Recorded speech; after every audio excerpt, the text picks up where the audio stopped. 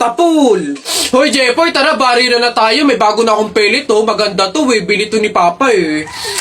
Ba't yan binili mo? Ang late-late naman yan. Di na naman uso yung mga pellet na ganyang maliliit, eh. Yung sa akin, mahaba. Isang ganun agad, tapol agad. Yung sa'yo mukhang mahina, eh. Yan ata yung nangangain ng bala. Duwag ka lang. Takot. Tara. Ano? Magsuot ka na ng mga shield mo. Tapol! Hay, tumigil-tigil nga kayo sa barilan nyo pag kayo nakamat at naka-hospital pa kayo, sinasabi ko sa inyo. Pabili po! Pabili! Ano ba yan? Natutulog ang ingay-ingay. Ano ba yan? Pabili nga po ko nung 2 juice po. Ba yan eh? Ano pa? Tapos, C2 po. Ano pa? Ano pa ba? Tsaka po ng Chucky. Tsaka ng soft drinks po. Yun lang po.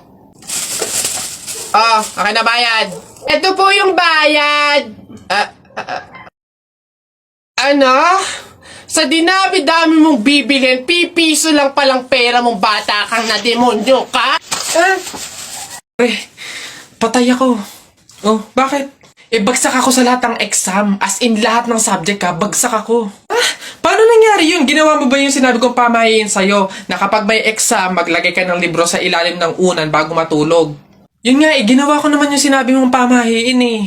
Kaso, ewan ko ba't hindi gumana? Yun naman pala eh. Nakalimutan mo pa rin yung review mo?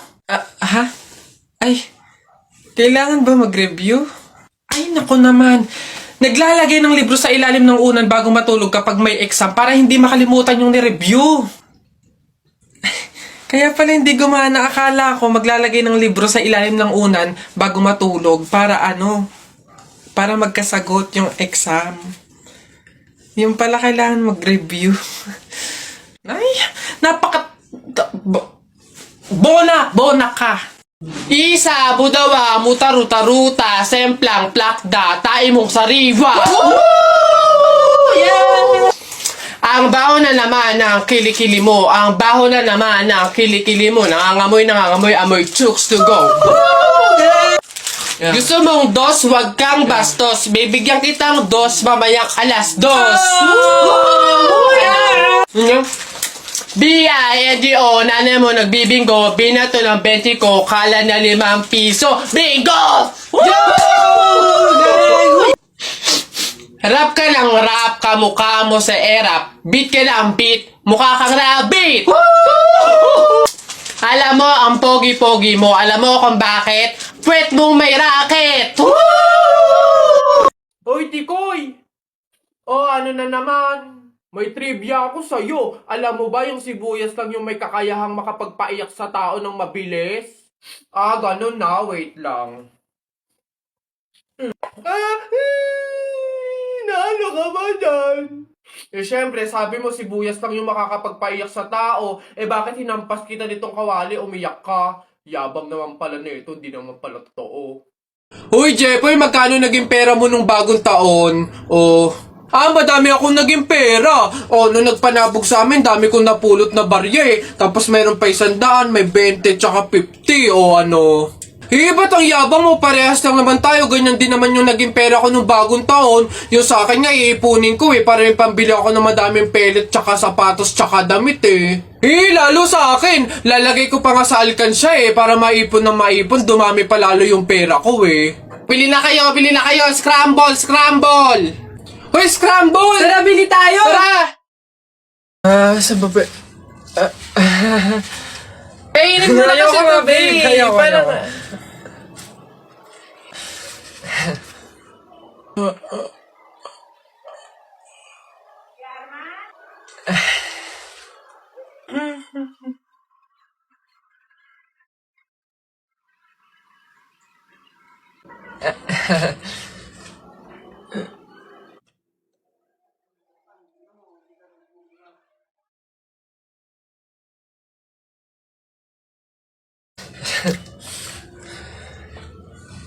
Okay, class. So, math naman tayo ngayon. May 5 ibon. Binaril ko yung isa. Ilan yung natira?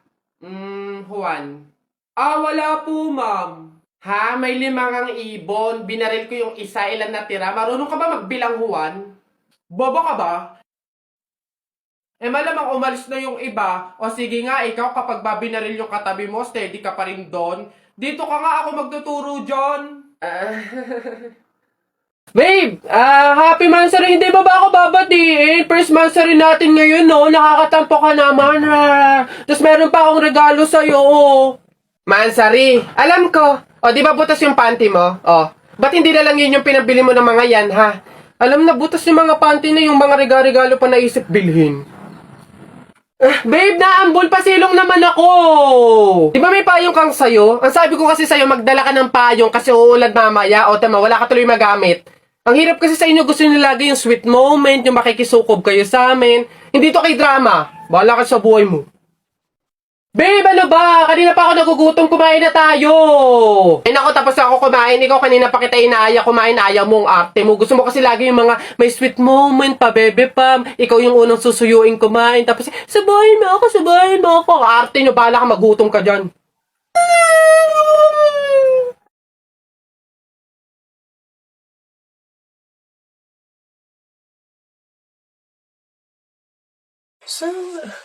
Oh, Uy anak! Ano yung ginagawa mo?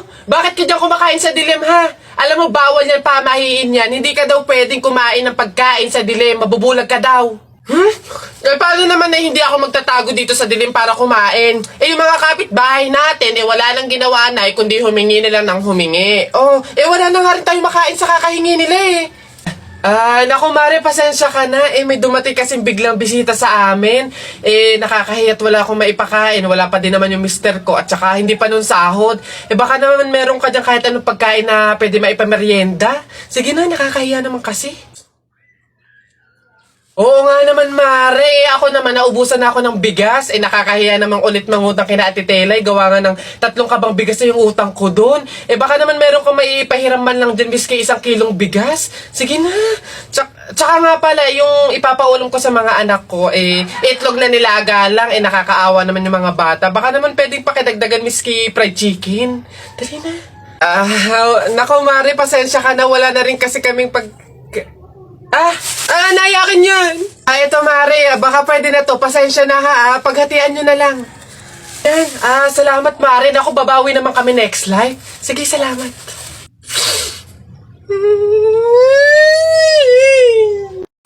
Ay, boss! Kanin pa nga, dito. Diyos ko, ito na naman itong mga to. Bubulos na naman. Singkarang sisiba kumain ang tatakaw. Pang 50 at ang kanin na nila to. Diyos ko. Hello again! Ito pa yung mga kanin nyo. Ayan.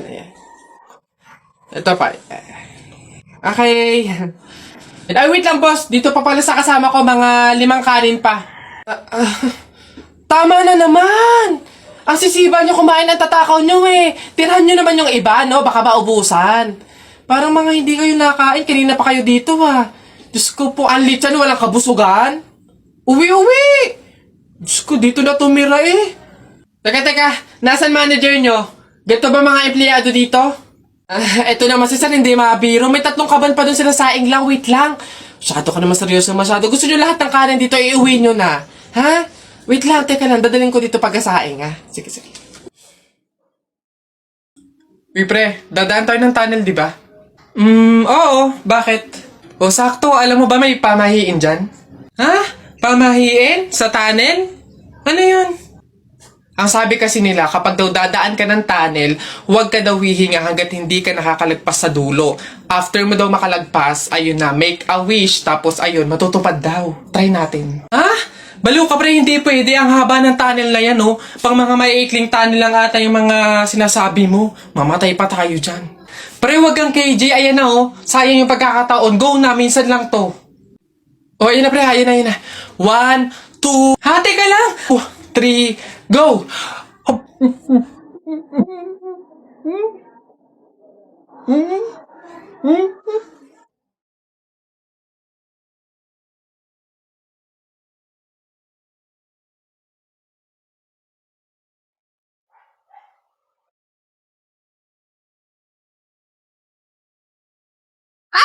Ikaw yung patay dun sa kabilang kanto, di ba?